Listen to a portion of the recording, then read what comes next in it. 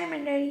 आज आपण एक अतिशय सुंदर पारंपरिक आणि प्रत्येक स्त्रीच्या सुखाचा, जिव्हाळ्याचा आणि आवडीचा विषय घेऊन आलो आहोत.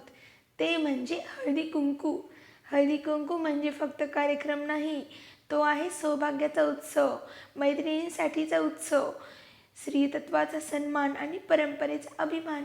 पण प्रश्न असा पडतो, हळदी कुंकवासाठी वाणात नेमकं काय द्यावं? कोणत्या वस्तू शुभ मानल्या जातात आणि त्या वस्तूचं आध्यात्मिक महत्त्व काय आहे? आजच्या या व्हिडिओमध्ये आपण जाणून घेणार आहोत हळदी कुंकवासाठी घ्यायच्या अत्यंत शुभ अशा 5 वस्तू, ज्या दिल्या तर सौभाग्य वाढते, लक्ष्मीची कृपा मिळते आणि परंपरा जपली जाते. व्हिडिओ शेवटपर्यंत नक्की पहा, स्किप करू नका. स्किप केलं तर अशी एक गोष्ट तुमच्याकडून मिस होईल जी तुम्ही ऐकायला पाहिजे होती. तर चला तर सुरू करूया. अगोदर आपण हळदी कुंकवाचं महत्त्व जाणून घेऊया. पहिले हळदी कुंकू ही संकल्पना आपल्या संस्कृतीत फार प्राचीन आहे. हळद म्हणजे शुद्धता, आरोग्य, सात्विकता. कुंकू म्हणजे सौभाग्य, शक्ती, देवीचं रूप. पूर्वी स्त्रिया एकत्र येऊन एकमेकींना हळदी कुंकू लावायच्या, मन मोकळं करायच्या, आनंद दुःख शेअर करायच्या. म्हणजे हळदी कुंकू हा फक्त धार्मिक विधी नाही, तर सामाजिक भावनिक नात्यांचा सेतू आहे. आणि म्हणूनच वाण देताना योग्य वस्तू देणं फार महत्त्वाचं मानलं जातं. वस्तू क्रमांक 1. आता मी तुम्हाला वस्तू सांगणार आहे, कोणत्या कोणत्या तुम्ही वाणाला देऊ शकता. तर लक्ष देऊन ऐका, व्हिडिओला स्किप करू नका फक्त. चला तर मैत्रिणींनो सुरू करूया. सगळ्यात पहिली आणि अनिवार्य वस्तू म्हणजे हळद आणि कुंकू. हळद म्हणजे नकारात्मक ऊर्जा दूर करते, आरोग्याचं प्रतीक आहे, सात्विकता वाढवते. आणि कुंकू देवीचं प्रतीक, सौभाग्याचं चिन्ह आहे, स्त्रीच्या शक्तीचं दर्शन घडवतं. हळदी कुंकू देताना लक्षात ठेवा, हळद कुंकू स्वच्छ असावं, शक्यतो नवीन असावं, उजव्या हाताने द्यावं असं म्हणतात. मनापासून दिलेलं हळदी कुंकू कधीही व्यर्थ जात नाही. तर दुसरी वस्तू आहे साखर किंवा गूळ. दुसरी अतिशय महत्त्वाची वस्तू आहे साखर किंवा गूळ. यामागचं प्रतिकात्मक अर्थ खूप सुंदर आहे. साखर, गूळ म्हणजे आयुष्यातील गोडवा, नात्यांमधील प्रेम, घरातला आनंद. आपण म्हणतो ना, आयुष्य गोड राहो, हेच यामागचं भाव आहे. विशेषतः नवनवीन विवाहित स्त्री सासरच्या हळदी कुंकवात संक्रांतीच्या वेळी गूळ देणं फार शुभ मानलं जातं. साखर फुटाण्यांचे हार किंवा ज्वेलरी ते घालतात. तर वस्तू आहे तिसरी, ती आहे सुपारी. तिसरी वस्तू म्हणजे सुपारी. सुपारी ही लग्न, पूजाविधी, व्रत, वैकल्यात नेहमी असते. सुपारीचं महत्त्व असं आहे की मांगल्याचं प्रतीक, शुभारंभाचं चिन्ह, सौभाग्य टिकवणारी वस्तू. हळदी कुंकवात 1 किंवा 2 सुपाऱ्या देतात. पानासोबत दिली तर अधिक शुभ. सुपारी म्हणजे हे नातं अखंड राहो असा आशीर्वाद.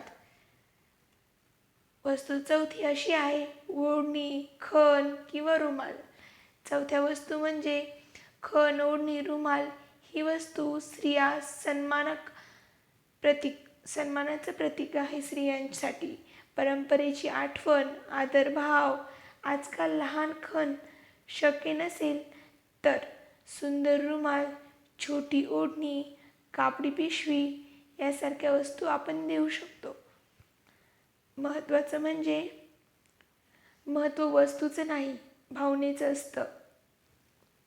आणि 5वी वस्तू म्हणजे फळ किंवा नारळ. पूर्णत्व, समृद्धी, ईश्वर अर्पण. फळ दिलं तरी चालतं. केळी, सफरचंद, संत्र. यामागचा अर्थ असा आहे, तुमचं आयुष्य फळासारखं गोड आणि परिपूर्ण हो. तर या झाल्या आध्यात्मिकरित्या हळदी याच्या वस्तू म्हणजेच ज्या सौभाग्याचं प्रतीक आहे, स्त्रियांनी दिलं पाहिजे त्या 5 वस्तू. आणि आपण जर मार्केटमध्ये गेलो तर आपल्याला काही वस्तू मिळतात, त्याही आपण देऊ शकतो या वस्तूंसोबत. हळदी कुंकू असताना आपण त्यांना वाण देतोच, म्हणजेच त्यांना हळदी कुंकू लावतोच, तर त्यासोबत आपण त्यांना एखादी वस्तूही देतो. तर ती वस्तू मी तुम्हाला आज सांगणार आहे, या 5 वस्तू. नंबर 1 म्हणजे टिकलीसुद्धा. टिकलीचं पॅकेटसुद्धा आपण देऊ शकतो. हळदी कुंकवाचं करंड, छोटासा डब्बा, उदबत्तीचं करंड आणि एक प्लास्टिकचा डब्बा. या प्रकारे या 5 वस्तूही आपण देऊ शकतो. एका वेळेला एक वस्तू देऊ शकतो, फळांसोबत किंवा सुपारीसोबत, किंवा कोणत्याही 5 या आध्यात्मिक ज्या शुभ असतात वस्तू, त्या वस्तूंसोबत आपण देऊ शकतो. चला तर जाणून घेऊया हळदी कुंकूमध्ये काय टाळावं. रिकामं वाण, सुई, पिन, काच या वस्तू हळदी कुंकवामध्ये टाळाव्यात. कारण हळदी कुंकू म्हणजे सकारात्मकतेचा उत्सव आहे. त्यामध्ये या गोष्टी येणं चुकीचं आहे. कारण काच, सुई, पिन, रिकामं वाण देणं पण खूप चुकीचं आहे. त्यामध्ये काही ना काही हळदी कुंकू वगैरे दिलं पाहिजे.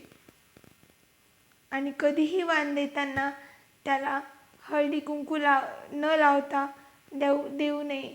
हळदी कुंकू लावूनच द्यावं. तर मंडळी, आज आपण पाहिल्या हळदी कुंकवासाठी ठेवायच्या 5 शुभ सकारात्मक वस्तू. त्या आहेत हळद कुंकू, साखर किंवा गूळ किंवा तिळगूळ, किंवा म्हणजे साखर, गूळ किंवा तिळगूळ, सुपारी, खण, ओढणी, रुमाल किंवा फळ किंवा नारळ. लक्षात ठेवा, वाण लहान असो या मोठं, किंमत कमी असो वा जास्त, भाव शुद्ध हवा. जर हा व्हिडिओ आपल्याला आवडला असेल तर लाईक, शेअर करा आणि सबस्क्राईब करा. शेवटी माझा उखाणा ऐकून जा. मी उखाणा म्हणते,